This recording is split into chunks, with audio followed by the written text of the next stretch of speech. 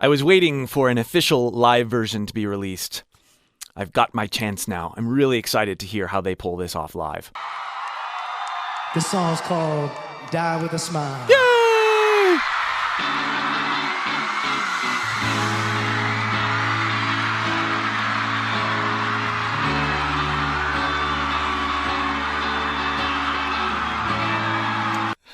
Sounds and looks really the same so far. Oh, beautiful. This may solve some of the problems I had with the studio version. There's that one part going into the solo where I said it was Bruno doing the going up into his head voice, that brash sort of sound. And I got a lot of comments saying, no, that's Lady Gaga, you're an idiot. We'll see.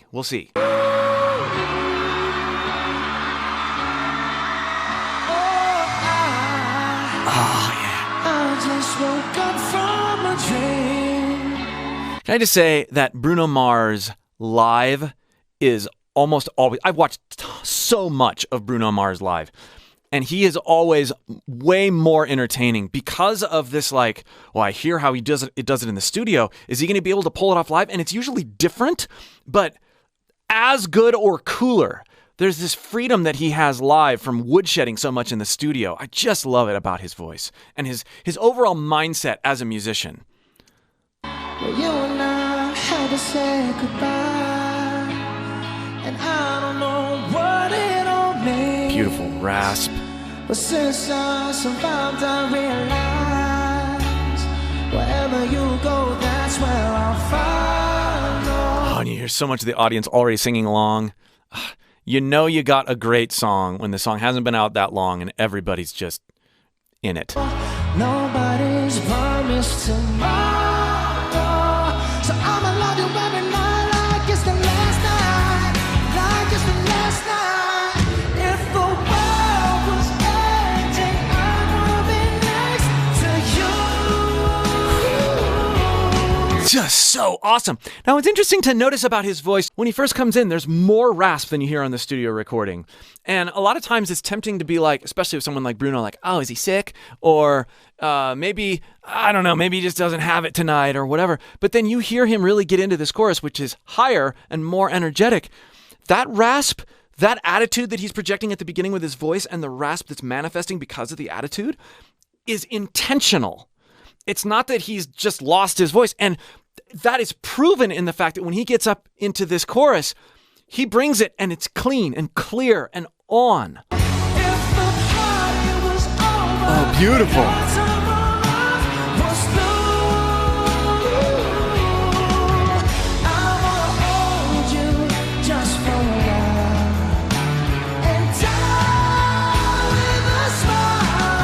Now, another thing that you can see on Bruno's face a lot when he sings is this idea that he appears to be reaching for a note or straining for something, even though it doesn't necessarily sound like he's straining. And that's something that, when I first started watching him live, confused me because so many, the whole vocal coaching community, don't sing without tension. And we have to understand the difference between tension and intensity. Bruno has such a well-studied command over his voice that he can temporarily enter a place of tension to get a particular sound out of his voice and then immediately break free from that tension. This is more an application of strategic intensity than it is unconscious tension that keeps you from doing what you want to do with your voice. So, is all tension bad? No. Strategic tension to get a particular vibe out of your voice is great, as long as you're okay and studied enough in your own voice to jump out of it and be free. He does that over and over and over again. That's what makes it so awesome. Like right there.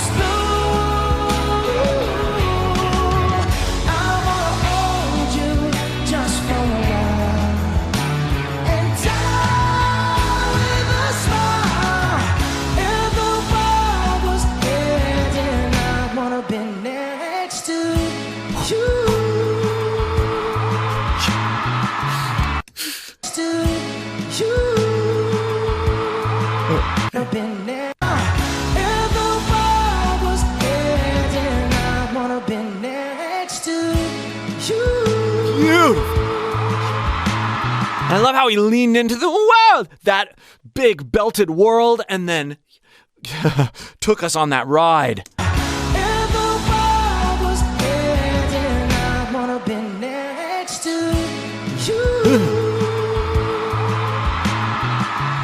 Ladies and gentlemen, Lady Gaga. Let's hear it. Lost in the words that we scream. I don't even wanna do this anymore. I liked the hard onset there in the middle of more. I don't even wanna do this anymore. That was different than the studio. Still already know what you mean to me, and follow the only one we're fighting for. So they left that alone. They didn't do the four like they did in the studio. The only one we're fighting for. Space. Wherever you go, that's where I'll follow. Beautiful. Nobody's promised tomorrow. Some nice gritty ma there from Bruno to couple with Lady Gaga's clean. That was really beautiful. Nobody's promised tomorrow. So I'ma love you every night like it's the last night. Like it's the last night. If the world was ending, Gotta hear that transition again. I loved that in the studio recording. Totally caught me off guard there, but I was ready for it this time. Having listened to the song billions of more times. My son likes to drum to this song, so I've been listening to it a lot. so I'ma love you every night like it's the last night. Like it's the last night. If the world was ending, I wanna be next to you. If the party was over and our time on earth was through. There's a lagging in their voice live here that really needs to be mentioned. A lot of times live, performers tend to rush their performances, nerves, whatever. They are holding back even more. Even though they're playing instruments, their vocals are behind the beat. They're letting this song and this groove pull the vocals through. And that's why it feels bad in the crowd singing along. That's why it feels even more just like, go.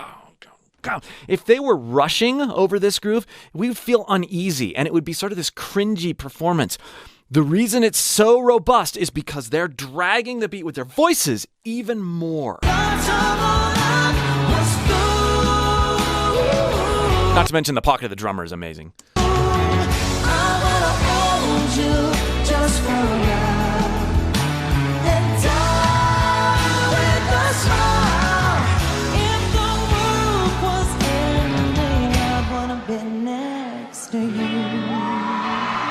All right, let's get this build. Okay, here's that part I was talking about at the beginning. That's Lady Gaga. Beautiful. Okay. It's Bruno! It's Bruno!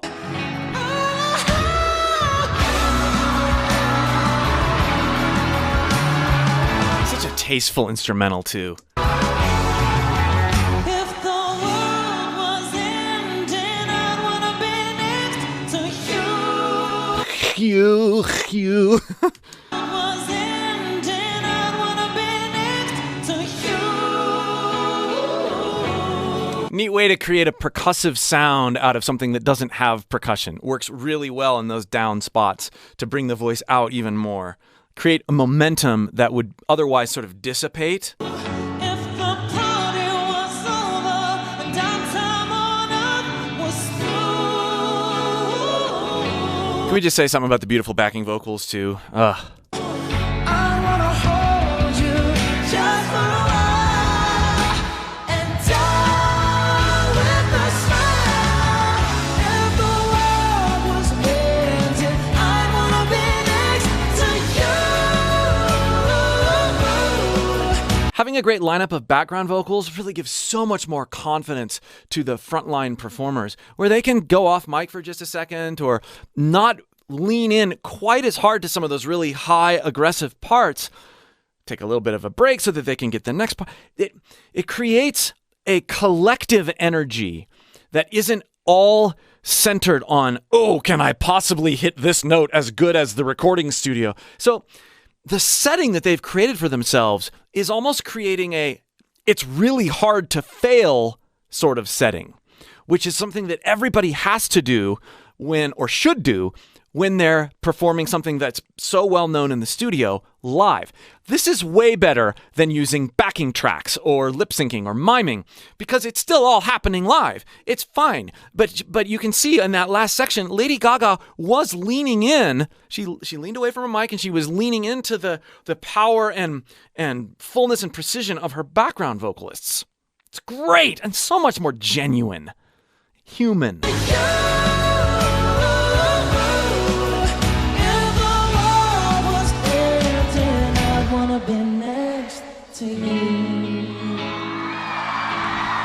So great.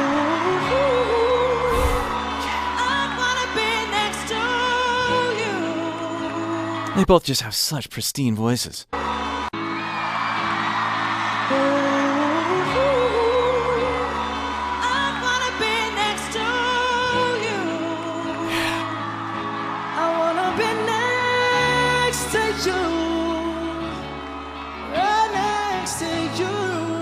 Oh. Right next to you.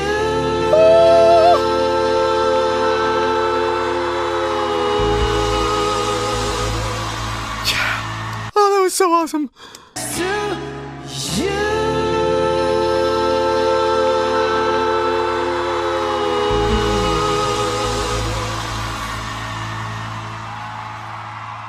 As an interview I was watching with Anderson .Paak and Bruno Mars, they were talking about the number of chords. I'm probably going to get it wrong because it's been a while since I've seen the interview, but it's like the 26 different chords in Leave the Door Open or something like that. And you don't really think about it. It's just a great song and there's a lot of variety and it's so cool sounding. But the more I listen to Bruno Mars' arranging, the more appreciative I am of his taste. He doesn't just put a bunch of weird stuff in to be weird and mad scientist-y. It's always so incredibly tasty. And that right there is a perfect example. Right next to you.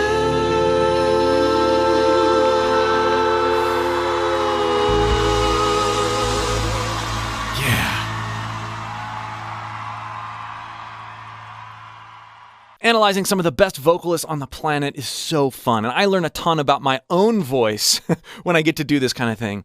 I'm a vocal coach. I teach people how to sing largely by pulling from the inspiration of singers that they love. And I love these singers, and it's really fun to learn about my own voice in the context of what they're doing. Am I going to sound like them? No. However, I am going to free things in my own voice because I'm open to learning from them as well as admiring them. If you'd like help doing this, if you'd like help pulling from your inspirations and figuring out what your voice can really do, no judgment, just playing, click the link below and join my free course, linked in the video description or pinned comment. I'll help you pull things out of your voice you never knew were there.